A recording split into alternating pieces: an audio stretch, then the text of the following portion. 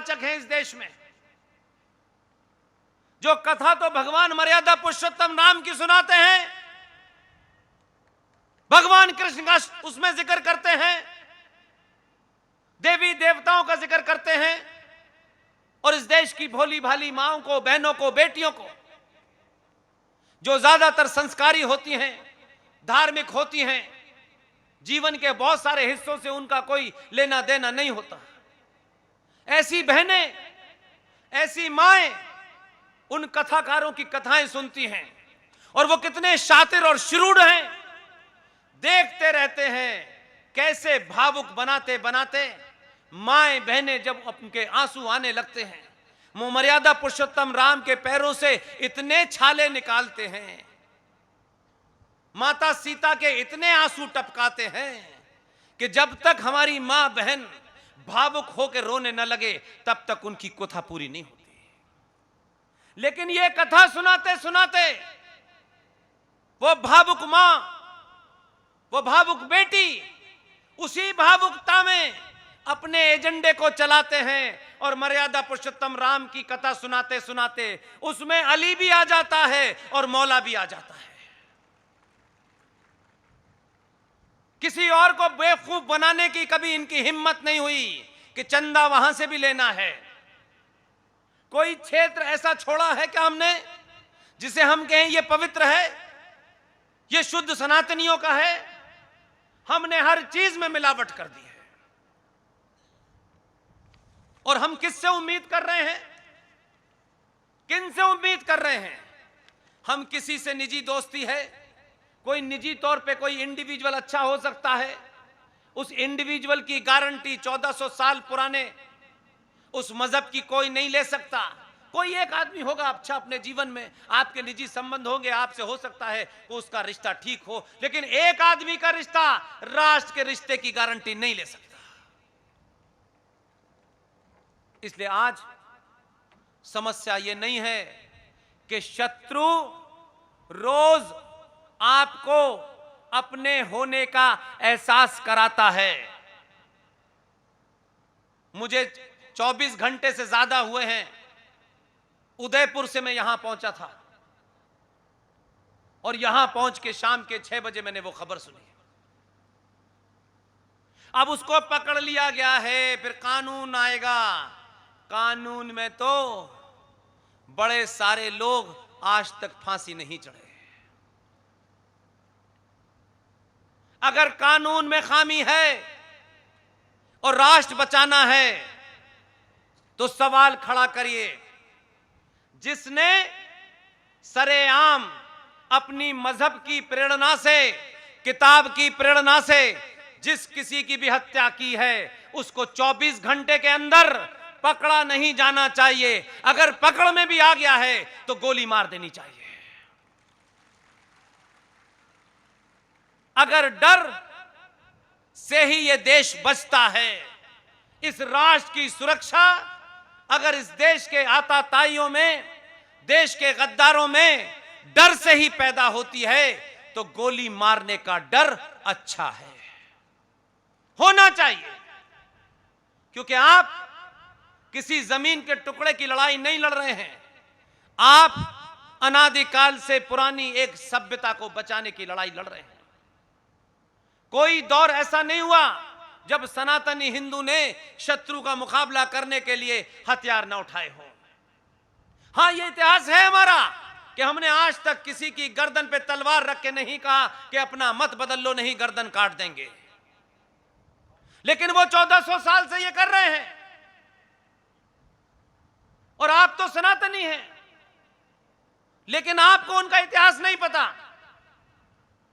कहा गया कि उदयपुर में जिस बच्चे की हत्या की गई है, उसकी गर्दन काट के जमीन पे फेंक दी गई। उन्होंने ये बताया। जरा उनका इतिहास तो पढ़ें। आपको लगता होगा कि जो इनके मजहब में यकीन नहीं रखता उसकी गर्दन काटते हैं। यह फिलॉसफी तो मौजूद है किताब में, लेकिन वो सनातनी, वो गुजरात में हो, वो दिल्ली में हो, वो राजस्थान में हो, दुनिया के किसी कोने में हो, अगर मेरी बात उन तक जा रही है तो जरा होश में हो करके किताब को पढ़ लें। प्रॉफिट मोहम्मद साहब, जो मुसलमान 1400 साल पहले अपने प्रॉफिट मोहम्मद के सगे नहीं हुए, वो आपके सगे होंगे?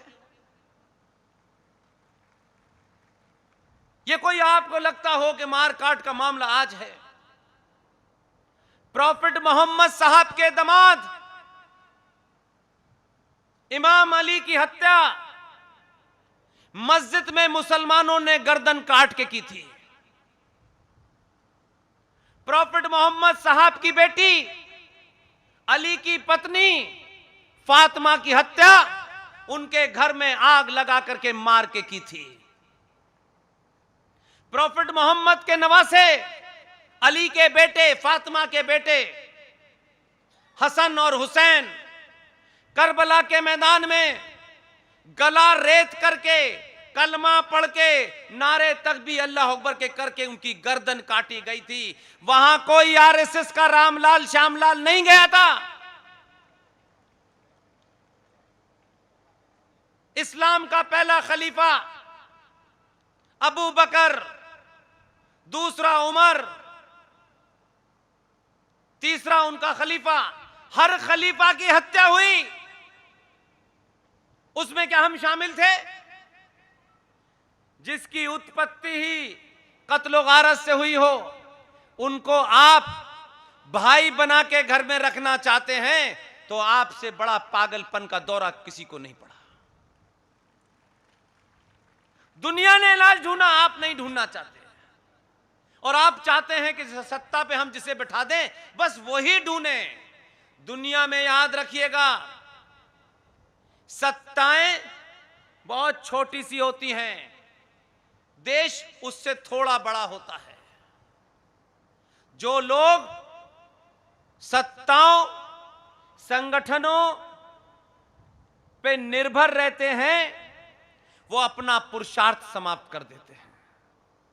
उनको लगता है कि हमारे ऊपर होने वाले अत्याचार के बारे में सरकार की जिम्मेदारी है कि हमारे ऊपर जो हमला हुआ है उस हमले का प्रतिकार सरकार करे, कानून करे।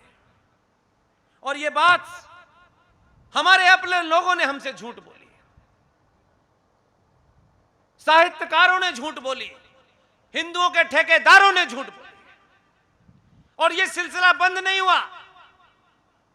ये उतना ही बड़ा जुर्म है कि कोई मां अपने उस छोटे से बच्चे को, जिसको कुछ पता नहीं है, उसे ज्ञान नहीं है, अपने स्वार्थ में दूध पिलाने की जगह जहर पिला दे। यह इतना बड़ा जघन्य अपराध हुआ है और हमारे साथ ही हुआ है। इसलिए मैंने शुरू में कहा, लालच मनुष्य के जीवन की पहली वो सीढ़ी है कि जब आप में लालच पैदा हो जाता है, मुझे कुछ मिल जाएगा, मुझे कुछ अन्याय सह के कुछ मिल जाएगा, ये लालच आपके अंदर शत्रु बोध समाप्त करती है। ये लालच आपके अंदर उस चीज को प्राप्त करने की लालसा में कायरता पैदा करता है, और एक कायर समाज अपनी उस तथाकथित मनोकामना को पूरा करने के लिए समझौतावादी हो जाता है। और समझौता करने वाले लोग शत्रु के साथ लड़ते नहीं हैं, रास्ता ढूंढते हैं कि इस शत्रु से बचने के लिए कौन सा रास्ता किया जाए। कुछ लोग अपनी बेटियों की शादी करके वो रास्ता ढूंढ रहे हैं, कुछ लोग उसका प्रतिकार कर रहे हैं। यह युद्ध तलवार से लड़े जाने वाला नहीं है। सनातनी हिंदू बौद्धिक रूप से उसको अपंग बनाया गया है।